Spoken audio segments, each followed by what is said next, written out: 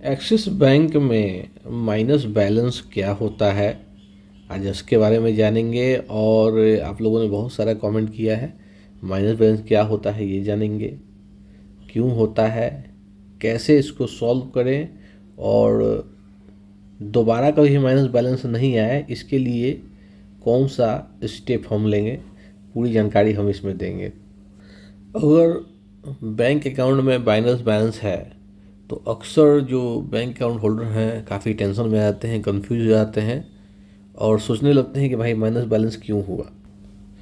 Minus balance का मतलब है कि आपका जब अकाउंट बैलेंस है अब निगेटिव हो चुका है, मतलब अब जो है ओवरड्राफ्ट में चला गया है, मतलब कि बैंक को अब आपको उधार चुकाना पड़ेगा वो माइनस वाला अमाउंट।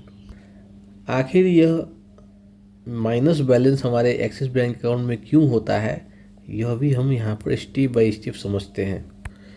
अगर मान लीजिए एक्सिस बैंक सेविंग अकाउंट हो तो उसमें अगर मिनिमम बैलेंस आपको मेंटेन करना है, कोई अमाउंट जो है आपको हमेशा रखना है उसमें, और आप नहीं रखते हो तो बैंक उसमें पेनल्टी लगा सकती है, जिससे आपका बैलेंस जो है ना निगेटिव में भी जा सकता है।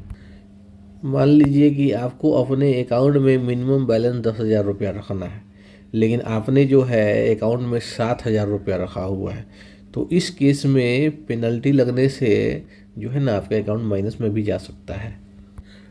दूसरा कारण है कि मान लीजिए कि आपका एटीएम का विड्रॉवल चार्जेज होता है, एसएमएस अलर्ट का चार्जेज होता है, एटीएम डेबिट कार्ड का जो है एनुअल चार्जेज होता है। अब ये सब चार्जेज जो है आपको पे करना है अकाउंट से, और आपके अकाउंट में अगर बैलेंस ही नहीं होगा, सफिशिएंट बैलेंस नहीं होगा, तो बैंक उसको कैसे काटेगी। तो जब वो बैलेंस नहीं होगा और बैंक उसको काट लेगी तो वो पैसा आपका नेगेटिव में चला जाता है, माइनस में चला जाता है।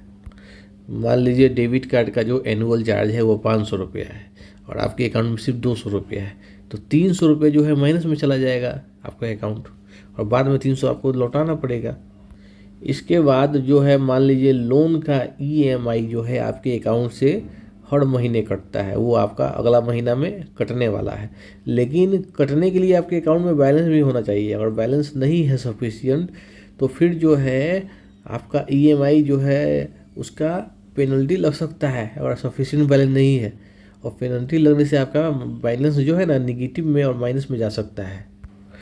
मान लीजिए 5,000 रुपये का ईएमआई कटने वाला है, अकाउंट में बैलेंस नहीं है, तो उस केस में जो है ईएमआई बाउंस हो जाएगा, तो 500 रुपया तक का हो सकता है कि आपको उसमें पेनल्टी लग जाए और आपका बैलेंस निगेटिव में चला जाए, माइनस में चला जाए।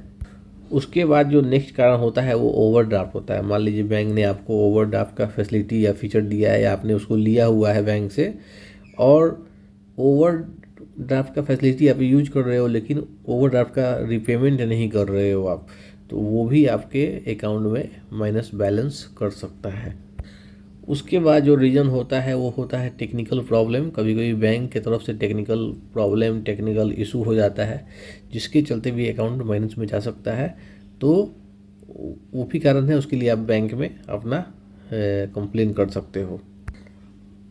बैंक में अगर माइनस बैलेंस आ चुका है तो इस प्रॉब्लम को हम कैसे सॉल्व करें। सबसे पहले अपने बैंक का अकाउंट स्टेटमेंट जो होता है उसको पूरी तरह से डाउनलोड कीजिए और उसमें अच्छे से चेक कीजिए कि माइनस बैलेंस का कारण क्या हो सकता है। सारा स्टेटमेंट को पढ़िए, उसमें कहाँ कहाँ क्या डेबिट क्या क्रेडिट हुआ सब आपको डिटेल समझ में आएगा और आसानी से मालूम चल सकता है कि माइनस बैलेंस क्यों हुआ है। दूसरा चीज़ है कि एक्सिस बैंक के कस्टमर केयर से बतियाइए, उनसे आप पूछिए कि माइनस बैलेंस हमारे बैंक अकाउंट में क्यों हुआ है, वो आपको अच्छे तरह से इसके बारे में बताएंगे। तीसरा चीज़ है कि पेनल्टी वेवर रिक्वेस्ट होता है एक। अगर आप जेन्युइन रीज़न बताते हो बैंक को, तो बैंक कभी कभी क्या होता है कि पेनल्टी आपका माफ़ भी कर देता है और उसके चलते जो निगेटिव बैलेंस हो जाता है उसको हटा भी देता है। तो अगर जेन्युइन रीज़न है तो आप रिक्वेस्ट कर सकते हो बैंक से। अगर ओवरड्राफ्ट के चलते आपका बैलेंस माइनस में चला जाता है तो रिक्वेस्ट कीजिए बैंक से कि आप ओवरड्राफ्ट का जो है ना हमारा ये फीचर और फैसिलिटी बंद कर दीजिए, क्लोज कर दीजिए। उसके बाद जो आपका एक नेक्स्ट रीजन है